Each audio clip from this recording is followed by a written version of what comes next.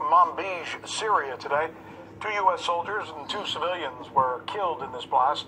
The incident took place during a, quote, routine patrol in the northern Syrian city. The footage is very graphic, but, you know, so is war. I say this because throughout the day, and here it is, by the way, I've heard news presenters as they've presented this video apologizing for showing this video as if it's only graphic when soldiers are killed. And the rest of the thousands of civilians that are slaughtered by bombs day in and day out, what, they matter less? I mean, it's a war, folks. Wars are not video games. They're horrible. And just because it's not happening here doesn't make it less so. By the way, Turkish President Erdogan has said that the death toll is now up to 20. And ISIS, right away, claimed responsibility for this thing. The question now is whether this will affect the U.S. pullout from Syria in one way or another. And you know what's another great question on this? Who's driving that? Who wants the United States to either stay in Syria or get the hell out of Syria? For more on this, we go to investigative journalist and author Max Blumenthal, who's good enough to join us now. By the way, just as an aside, you heard what I just said, because I've been in this business so long, and it's always bothered me when we apologize for showing violence, as if, you know, we only have to apologize when it affects a certain type of death and not others. Yeah.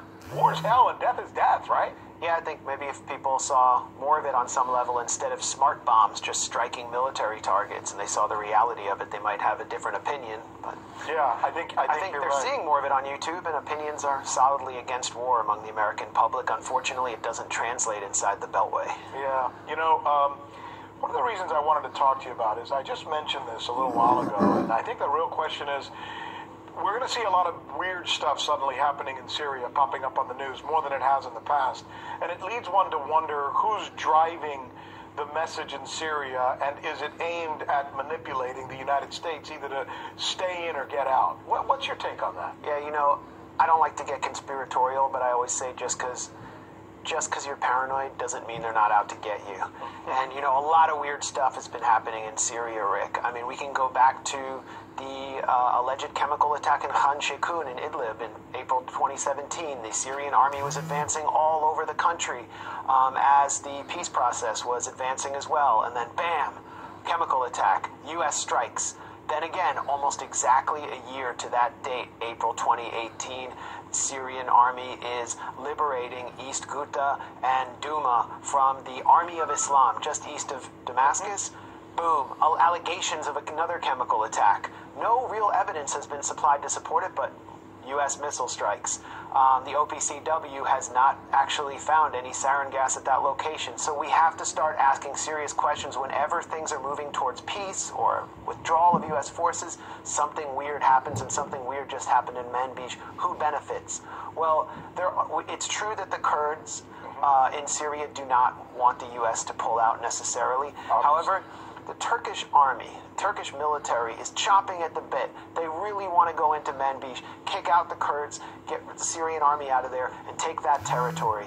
And they benefit enormously. And we also know that Erdogan has worked hand in glove with ISIS over the years and weaponized jihadist fighters to advance his interests along the Syrian-Turkish border in many different ways. In fact, many of the fighters who helped take over Afrin, working with the Turkish army, were former ISIS fighters. So it's very suspicious to me, and I think we do have to ask questions. About who might be the one driving this, and the Kurds and the Turks are both possibilities, you think? They're both possibilities, but, you know, I mean, both possibilities. It's that this does advance the case for a Turkish invasion because they can claim that the situation is being destabilized by the U.S. withdrawal, and they have to intervene in order to fill the void. Let's talk about Israel before we run out of time. Yeah. I know, and one would think, that Bibi Netanyahu, the last thing he wants is for the United States to pull out of Syria. Is there a possibility that they would conflate something to make that not happen? Yeah, no, now for the first time, Netanyahu is really openly admitting that Israel has been striking targets, hundreds of targets inside Syria, and that is a message to Syria, also to Iran, especially now that the U.S. is leaving, that we're going to strike harder. And we've also heard from Army Chief of Staff, the outgoing Israeli Army Chief of Staff, Gadi Eisenkot, for the first time, an open admission that Israel has been supporting Syrian insurgent factions in the Golan area.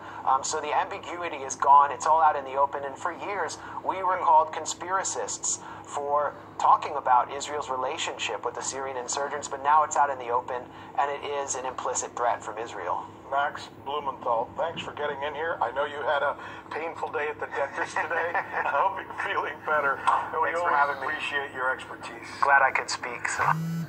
Hey, YouTube.